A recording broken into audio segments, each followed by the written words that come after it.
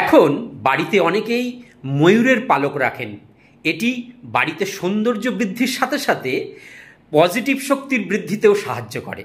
কিন্তু ময়ূরের পালক রাখা তখনই শুভ হবে যদি এই ময়ূরের পালক আপনি বাড়ির সঠিক জায়গায় বা সঠিক দিকে রাখেন। তবেই ঘরের পূর্ব দিকের দেওয়ালে 4টে ময়ূরের পালক একসঙ্গে বেঁধে দেওয়ালে ঝুলিয়ে রাখলে পরিবারের সদস্যদের সুনাম ও সুখ্যাতি লাভ হয়। ঘরের 4টি কোণেই যদি ময়ূরের পালক রাখা হয় তাহলে বাড়ির বাস্তু দোষ কেটে যায়। বাড়িতে যারা লেখাপড়া করেন তাদের বইয়ের টেবিলে বা বইয়ের ভেতরে ময়ূরের পালক রাখলে খুব উপকার পাওয়া যায়।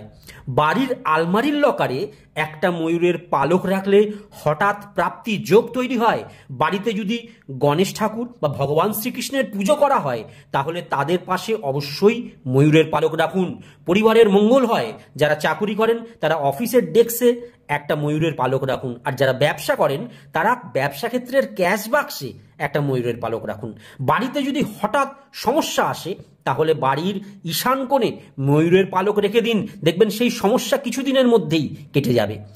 স্বামী স্ত্রীর মধ্যে যদি খুব কলহ তৈরি হয় তাহলে বিয়ের অ্যালবামে 2টো ময়ূরের পালক রেখে দিন, বা দুজনের ছবির পিছনেও 2টো ময়ূরের পালক একসঙ্গে করে রেখে দিন।